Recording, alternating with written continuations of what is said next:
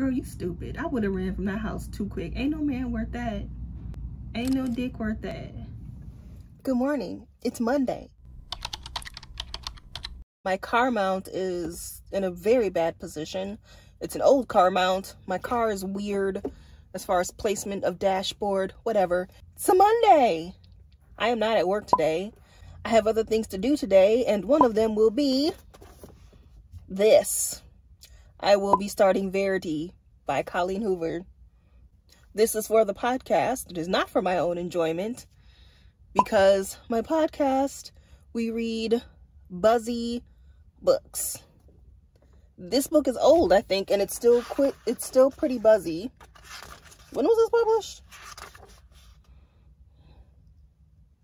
Only a couple years ago. That's not bad. I will be starting this as my physical book to read, and the book that I will be listening to at work is Bad Girl, Bad Blood, which is book 2 in The Good Girl's Guide to Murder by Holly Jackson. See you later.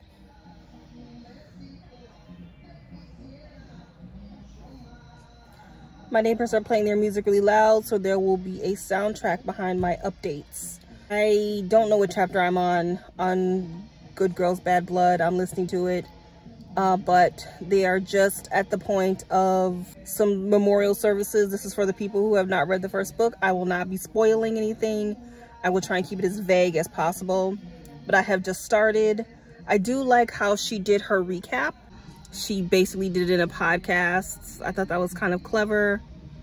I'm not sure if Sadie did it first, but Courtney Summers did not invent the podcast. I've said this in other vlogs. I don't read synopses, so I don't know what the new murder mystery is. I don't know what the new case is. So far, she hasn't mentioned a new case, so I have no idea. But so far, we're still kind of in the first book, wrapping up stuff from the first book. We haven't really gotten to the plot of the second book. Verity. Let's see, what chapter am I on? Why do I keep putting my... Start all that over, Dawn.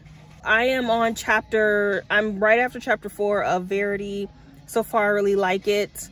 I'm enjoying it because I've not read anything like this before. So anytime I get a book where it's a totally new plot, for me, I'm already like excited because it's something new. It's keeping my interest. I'm like, yay, where is this gonna go? I do like how Colleen has set up the characters so far. We kind of have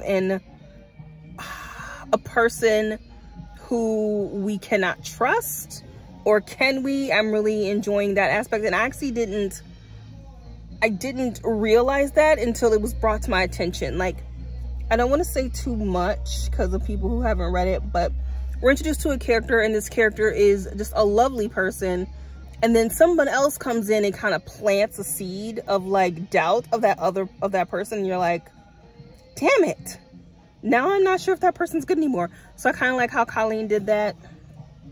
I'm intrigued to see where this is going to go. I doubt I will give it a 5. I'm really picky with my 5s. But I'm really hoping that I like this book because like I said, we are doing this for the podcast, and a lot of people like Colleen Hoover. I do not want to shit all over people's favorite author or their favorite book. Although I am the criticizer of books, I do not enjoy criticizing books. I got that name because I don't like anything. It's not because I enjoy criticizing books. So hopefully I like it. I want to give it a glowing review. I also don't want to waste my time reading a shitty book. No one likes that. Yeah, that's my update for the day, and I will be reading a little bit more of Verity today and doing some updates. I said I can do it. I pulled up. Yeah, just let me know we're all set to fly here. Recording in progress.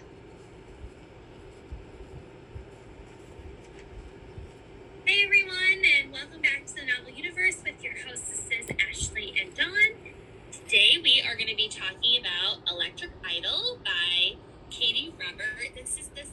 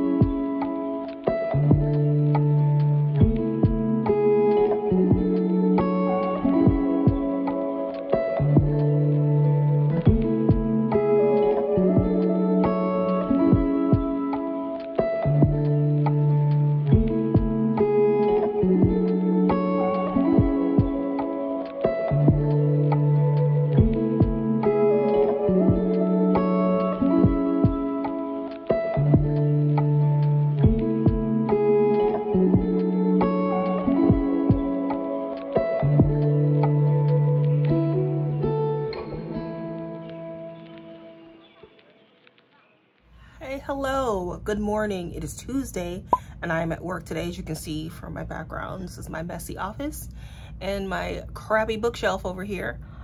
Today is going to be pretty light. Actually, no, it's not.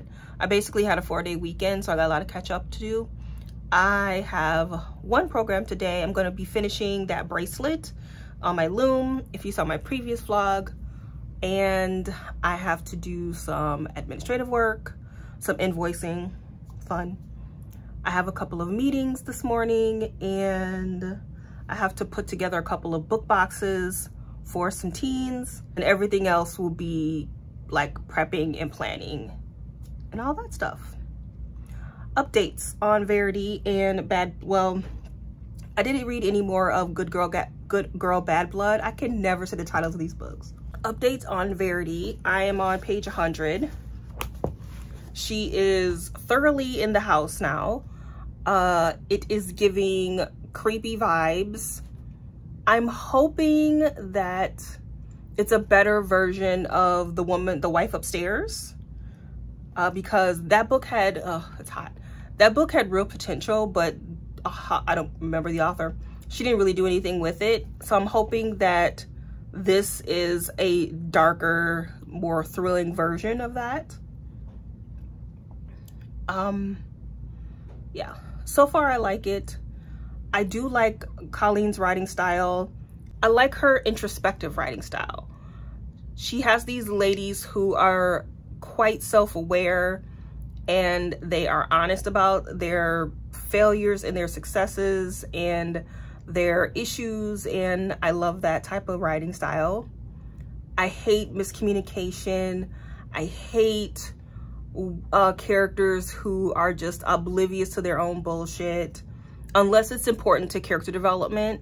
If it's just because they're an idiot, I'd hate that. If it's part of the character development, it's fine.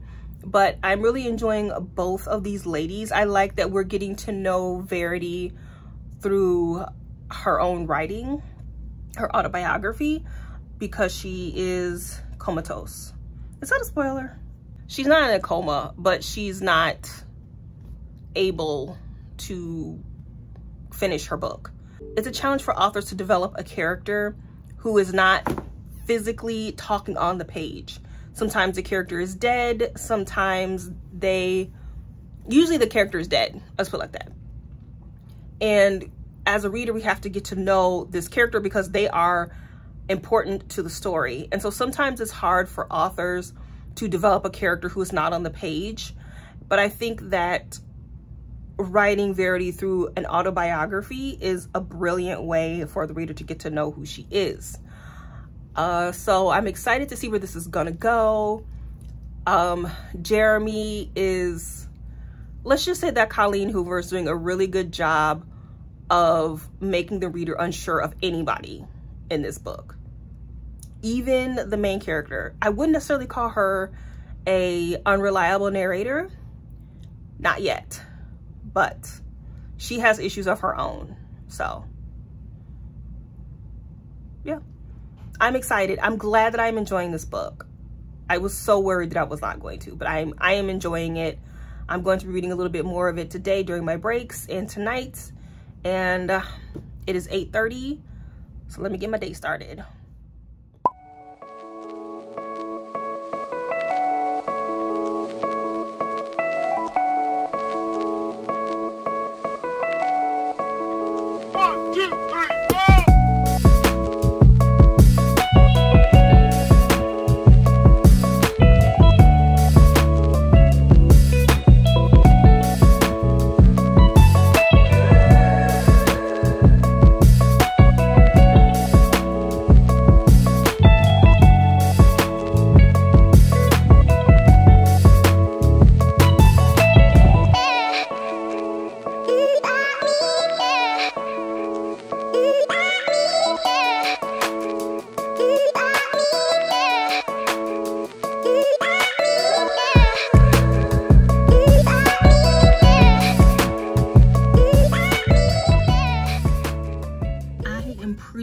Out of audiobooks to listen to, so I'm gonna order some more. I still have money in my budget, and sometimes I order the audiobooks I want to listen to. I mean, they're popular, so like I'm gonna order the Agathas. That's popular. I forgot to order it, but I really want to listen to that. So yeah, I'm gonna buy that now.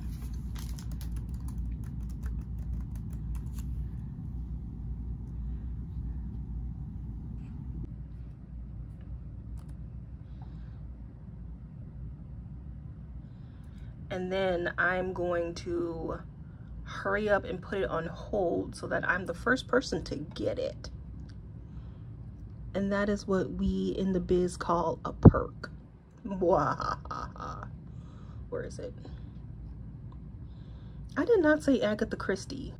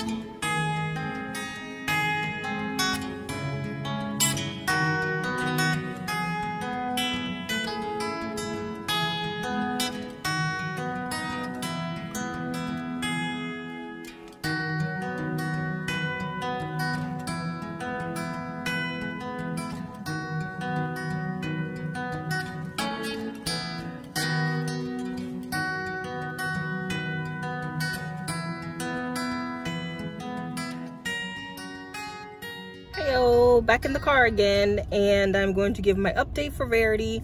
I'm on page 120, and this book is very much giving me Lifetime movie vibes, which I am here for. I am just hoping that the ending is not redonkulous like Lifetime movies tend to be. I'm hoping it's not some weird sex thing that they've cooked up. I don't know. I'm hoping it's just, you know, the mainstream issue of man drugging wife to blame other woman. That's my guess. That's my guess so far. I have nothing to go on. I feel like the fact that Verity writes from the perspective of the antagonist is a clue.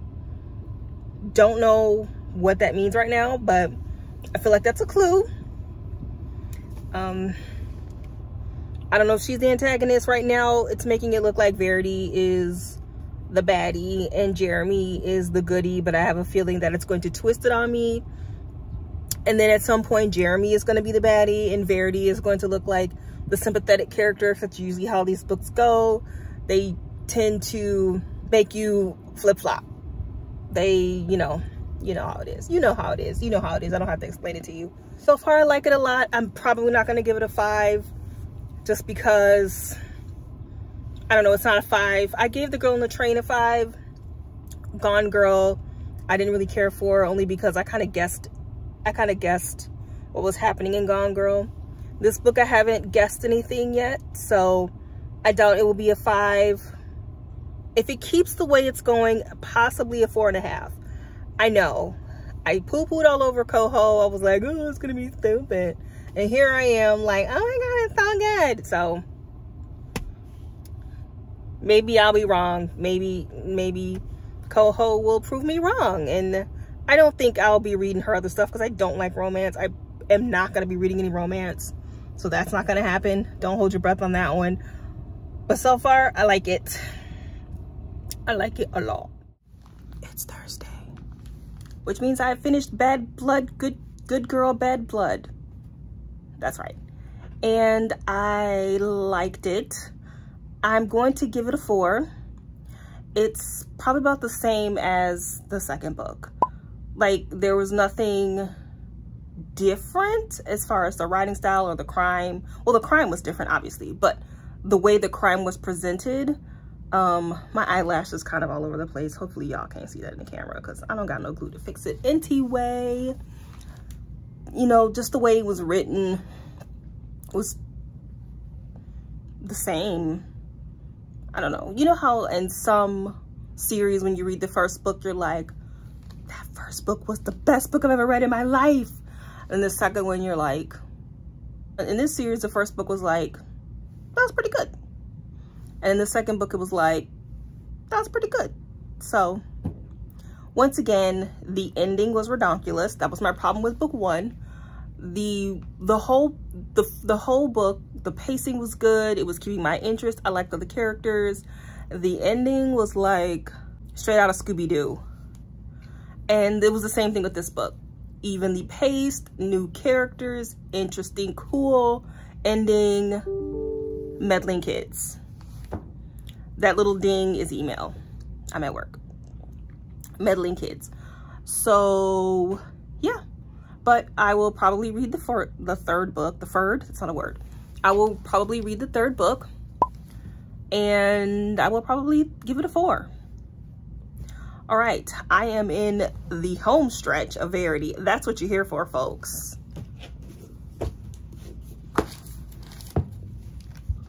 Verity. I saved the last 75 pages to read on camera because I know it's about to get crazy. So, yeah. Oh, Homegirl is a hot mess. I'm talking about the title character, a hot one. But this book, I have no theories. I have no idea what's going to happen. Anything could happen. I have no ideas. This book is giving me Lifetime movie vibes. And usually in Lifetime movies, it's the guy. The guy's the baddie because we hate men and men are shit. And men are always the baddie in Lifetime movies and the women band together and kill them. Kill the men. But I don't know if this is a Lifetime movie book. Is it Gone Girl? I don't know. I don't know. I have no idea. I kind of have a theory, but this theory is a guess. So Okay, so I'm gonna hold up the book. When the book is held up, that means I'm doing spoilers. If you haven't read the book, don't listen to it if the book is up. When I put the book down, I'm done with spoilers. You can come back. Okay, here we go. So I think that Jeremy, this is my theory. This is all I got. That's all I got. I think Jeremy is the crazy one. I think that he caused all of this drama. He probably is drugging his wife and is keeping her unable to speak. I think she's probably trying to warn Lowen in her own way by peeing herself. I don't know. She's trying to warn her somehow to get away, and Lowen is just like, oh, Jeremy, it's so hot. I think Jeremy planted those manuscripts in her office. I think he wrote that shit. I think it was him who did it. Maybe he just went into Microsoft and changed Jeremy to Verity. Like, you know how you could do select all, change all. Maybe he did that. I don't know. But that's what I'm going with. I'm thinking that he's the antagonist and he is the main character. It's telling from his point of view. I know that has to mean something. They've said it like 5 times. That has to mean something. The antagonist's point of view. That has to mean something. Yeah. So I think they're gonna get together and kill him. So maybe this is a Lifetime movie. Either way, I don't know what's gonna happen. I love that for me. That means it's good. I can't predict anything. So, sorry, I forgot to take it down. Yeah, I'm excited to finish the last bit of this book. Other than that, I have some program planning I need to do. I will let you see that. Should I give you a tour of my makerspace? Do you know what a makerspace is? Maybe I'll do a little later. See you later.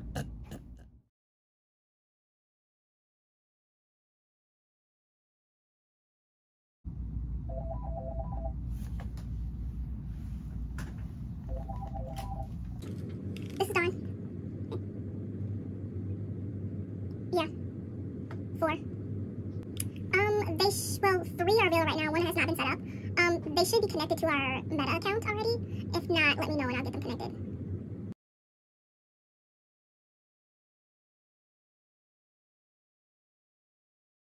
Girl, she saw you in there.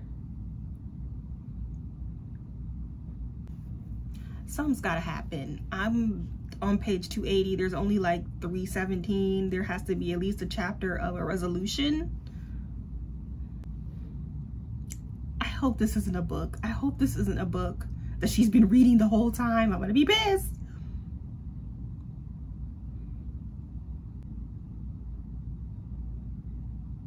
Oh my God, I swear. Oh, I don't know how this is gonna end.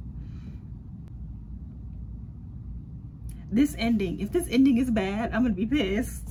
I'm gonna be so pissed.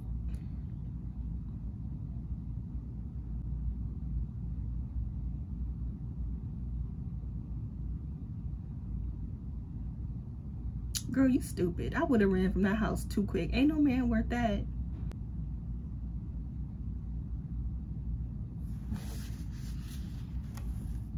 This is starting to be a Scooby-Doo ending. I don't like Scooby-Doo endings. 7 months later. And here we go. Here we fucking go. Okay.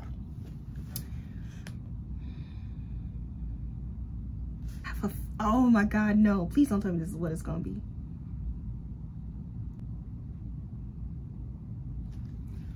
Oh no.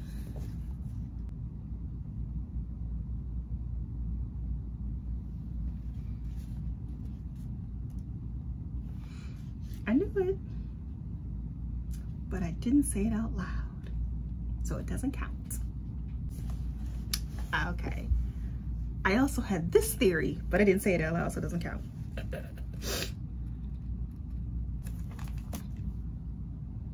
Okay. So I'm gonna give it a 4. I didn't quite like the ending.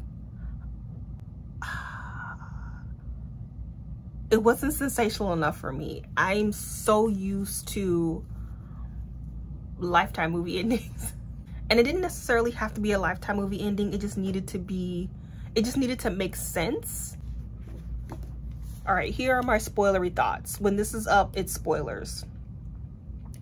Okay, so the ending, it made sense, but it was a little anticlimactic. I kept saying that the fact that she kept mentioning that writing the point of view from the antagonist was important. I was like, that is important to the story. I don't know how, but it has to be important. So I did kind of guess that she was writing it from her point of view, as she was the antagonist, but I couldn't quite figure out why she would do that. Like, but this book made sense, which it does make sense and it's effective. But I didn't say that out loud, so it doesn't count. I only said it in my head as one plausible theory. I just did not like, the ending just needed to be a little bit more ba-bam, and it was just kind of like poof. I needed a little bit more. I needed a little bit more from that ending. I'm glad it wasn't Scooby-Doo ridiculous, like Bad Blood, Good Girl, whatever it's called. I'm glad it wasn't that, but it needed to be a little bit more zhuzhed. Okay, spoilers over. I'm gonna give it a solid 4.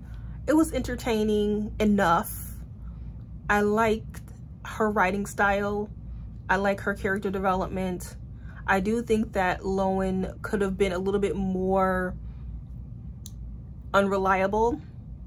She could have made her a little bit more unreliable, and that would have added to the tension of it. It was just that ending. That ending just could have been a little bit better. So I'm just gonna give it a solid 4.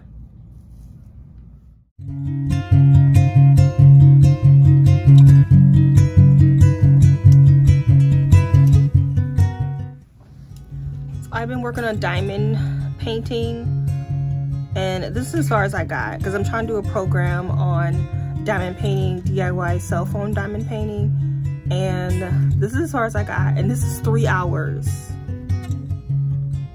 So I don't know if I'm gonna be able to make this into a program or not. This is taking way too damn long. And it's not even that cute. I don't know what I'm gonna do. I wanna finish this though. At least finish this, if anything, finish this. I am the teen services coordinator at my library. So I'm not just the librarian, I'm the librarian as well, but I am the coordinator. So I'm on the admin team, which means I make decisions. I also manage our makerspace. And a makerspace, if you do not know, is a place where you can go and make stuff, basically. A space where you can make stuff. It's just a fun way of just saying that. And make could be anything. It could be crafting all the way to woodworking and everything in between. Makerspaces are usually found in libraries.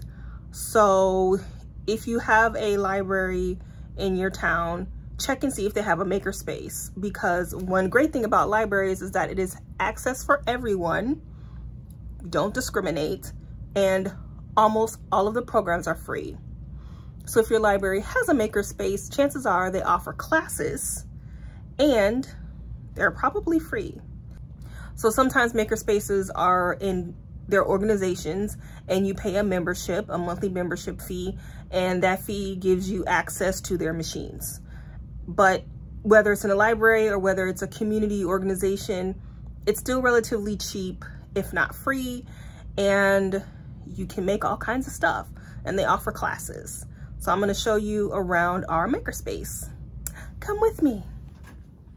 So my office is in our makerspace, and I'm going to start at the door, because why not?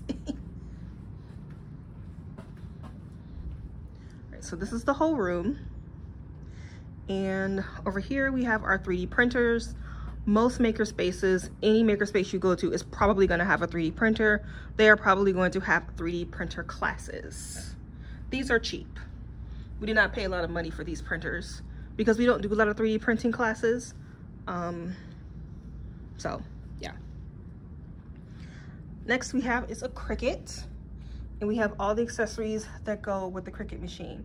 So if, for example, let's say you want to start a Cricut machine business on Etsy, but you're not quite sure how to use one, or if you're not quite sure if it's perfect for you, check your local library to see if they have a Cricut machine. If they offer classes, they can teach you how to use it. Sometimes libraries will do one-on-one classes. So you go in and say, hey, can you teach me how to, look what somebody did, shook it. Can you teach me how to use this machine? They will let you use the machine. Or what some libraries will do with their Cricut is you supply the materials, you come in and just use their Cricut. And then you can go and sell your stuff on Etsy or wherever you sell your stuff. This over here is really just where we have our summer reading stuff. So the teens come in, they register over here. We do old school on paper. This is where they come pick up their prizes, books, treats, t-shirts. This is where a staff member sits. This is our TV. Hi. This is our laser cutter. We use a Glowforge. And once again, libraries or your makerspace organization probably hosts classes on how to use the Glowforge. Or what some libraries do is they will either have like, especially around Christmas or Valentine's or Mother's Day or something, they will have like glasses or pieces of wood, and they will let you engrave your gifts. So sometimes they offer it for free. Sometimes you might have to pay $1 for it or whatever, but you can go and make your Christmas gifts or your birthday gifts on the laser cutter.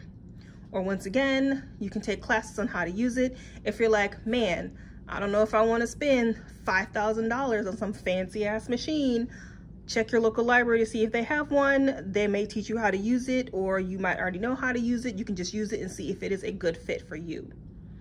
Or if you have an Etsy business or some other type of business and you don't want to spend your money on the machine, you can bring your own materials, and libraries, sometimes libraries will let you use the machine so you don't have to spend $5,000.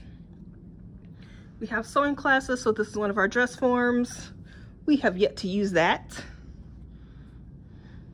These are all of our like craft supplies. Duct tape, popsicle sticks, paint. We do a lot of art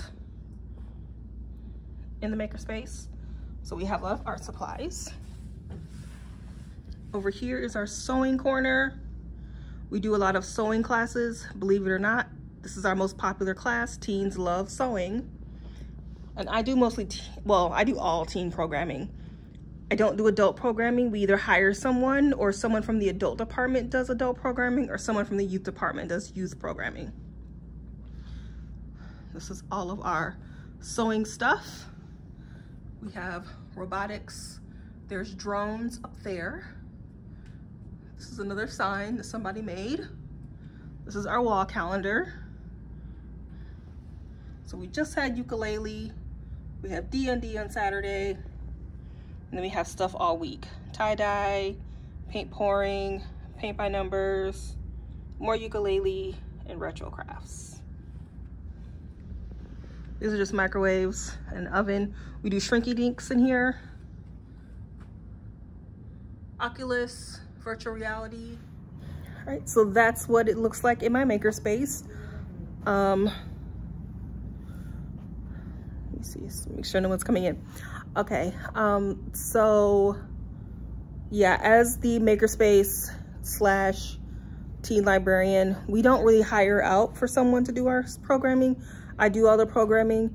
So if I want to teach sewing, I have to learn how to sew, which I had to learn how to sew. If I want to teach laser cutting, I have to learn how to laser cut.